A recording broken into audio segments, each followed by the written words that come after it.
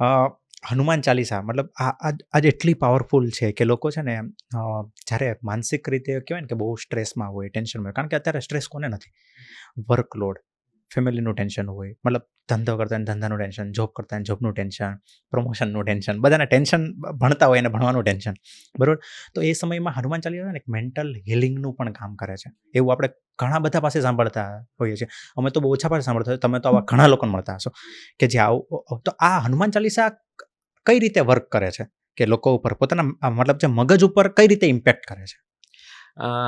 આપણે જો સાયકોલોજીની દ્રષ્ટિએ જોવા જઈએ ને તો જે વ્યક્તિને સ્ટ્રેસ ક્રિએટ થાય છે, એન્ઝાયટી ક્રિએટ થાય છે અને એ સતત કોઈ ચોક્કસ અવધિ સુધી કોઈ વ્યક્તિને રહે ત્યારે એને ડિપ્રેશનમાં છે એવું કહેવામાં આવે છે. આ સાયન્સ અને સાયકોલોજી આવું કહે છે.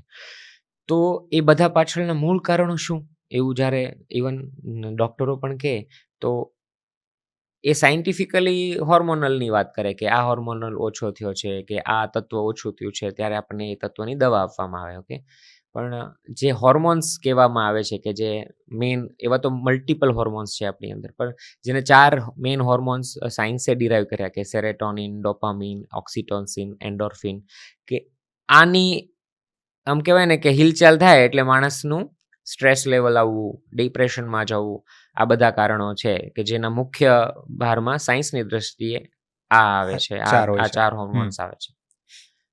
પણ પ્રભુ શ્રી રામ છે ને વશિષ્ઠ યોગ વશિષ્ઠ કરીને એક બહુ અદ્ભુત પુસ્તક છે. એમાં પ્રભુ શ્રી રામ વશિષ્ઠજીને પૂછે, એમના ગુરુ છે, કે મને આધિ અને વ્યાધિ વિશે જણાવો. કેમ લોકોના જીવનમાં આધિ એટલે માનસિક બીમારી, વ્યાધિ એટલે શારીરિક બીમારી. તો એનું મૂળ કારણ શું? તો વશિષ્ઠજી ઉત્તરમાં એમને એવું કહે કે આ બધાનું જો મૂળ કારણ જોવામાં આવે તો એ અજ્ઞાન છે. તો હવે આપણને થાય હવે અજ્ઞાનને અને માનસિકતાને શું લાગુ પડે છે? તો આપણે એવું માનીએ કે કોઈકને ફોમો છે, ફિયર ઓફ મિસિંગ આઉટ, ઓર એક્ઝામની એક્ઝાઇટી છે કે મને હવે એક્ઝામનું પ્રેશર છે, ઓર જોબ ગોઈંગને ગ્રોથનું પ્રેશર છે. તો એના મૂળમાં જઈએ તો શું આવશે? તો કે મારી ઈચ્છાઓ છે કે હું ઘર લઉં, ગાડી લઉં, ફરવા જાઉં, બંગલો લઉં, છોકરાઓને આ એજ્યુકેશન આપું, હું સારા પરીક્ષામાં હું સારા ટકા, આવી ઈચ્છાઓ થાય છે. ઈચ્છાઓ મૂળ કારણ આવી આ બધાની અંદર. ઈચ્છાઓ થવાનું શું કારણ છે? તો હવેના ટાઈમમાં ઈચ્છાઓ આપણે આપણા અંદરથી આત્માથી નથી થતી કે હવે મને ભૂખ લાગી તો હું પાણી પીઉં. બીજાને હું હોર્ડિંગ્સમાં થમ્સઅપ પીતા અથવા કોઈ પણ કોલ્ડ ડ્રિંક પીતા હું જોઉં છું તો મને મન થઈ જાય છે. કોઈને હું પીઝાનું બોર્ડ જોઉં છું તો મને પીઝા ખાવાનું મન થઈ જાય. હવે આપણને મન કરાવવામાં આવે છે. એટલે આ બધા નું જે મૂળ જે છે ને ત્યાં ઈચ્છાઓ થાય છે અને ઈચ્છાઓ બહુ સારી રીતે માર્કેટ કરવામાં આવે છે. મેં પણ કરી છે આ બિઝનેસ, હું પણ રહ્યો છું થોડો સમય, એટલે મને ખ્યાલ છે કે લોકોને પ્રોડક્ટ્સ કેવી રીતે વેચવી. તો પ્રોડક્ટ્સ એટલે જરૂરી નથી ને કે કોઈ મોબાઈલ જ તે, ઈચ્છાઓ પણ વેચાય છે. કે હવે તમને ઈચ્છા થાય કે દુબઈ ફરવા જવું છે, હવે તમારી પાસે ક્ષમતા નથી દુબઈની ટ્રીપની, પણ હવે તમને મન થઈ ગયું એટલે હવે તમે શું કરશો કે કામ કરો છો તેની સાથે ફ્રીલાન્સિંગ કરશો. કેમ? પૈસા જોઈએ છે. અને એ પૈસા શું કામ જોઈએ છે? તો કે ફરવા જવું છે. અને એ કેમ થયું? કેમ કે કોઈની રીલ મેં જોઈ કે એ ફરવા ગયેલું છે ને મને મન થઈ ગયું.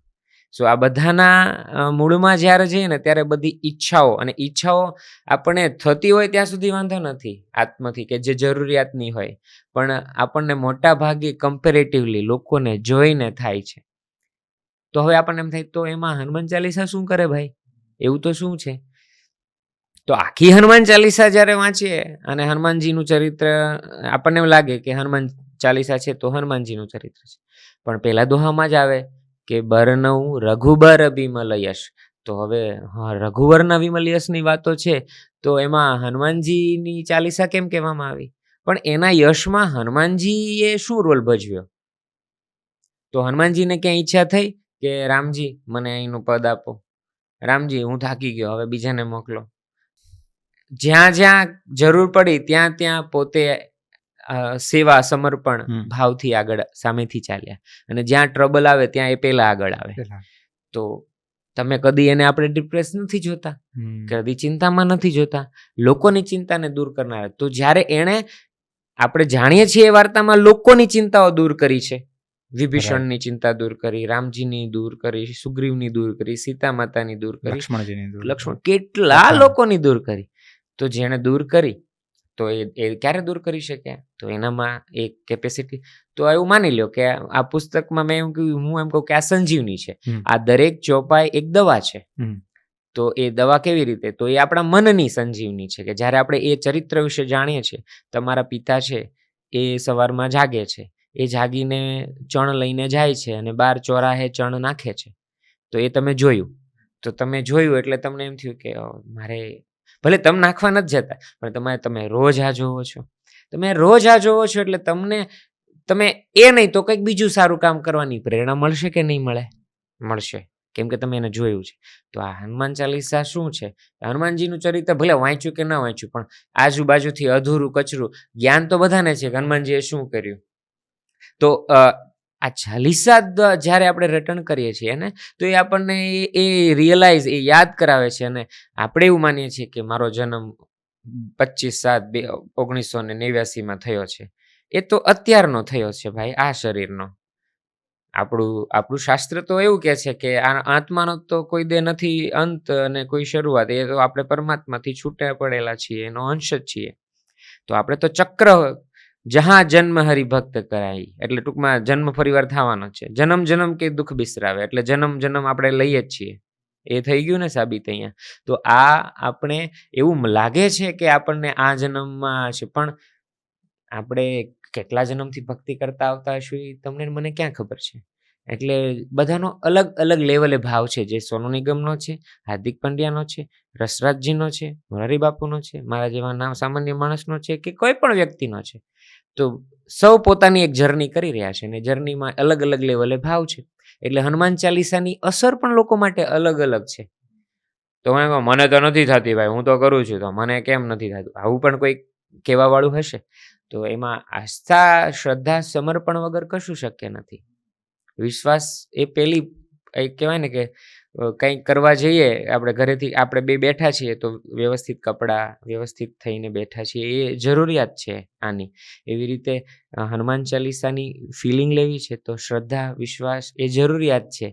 તો એ તમે એને અનુભવી શકો. ઓલરાઈટ.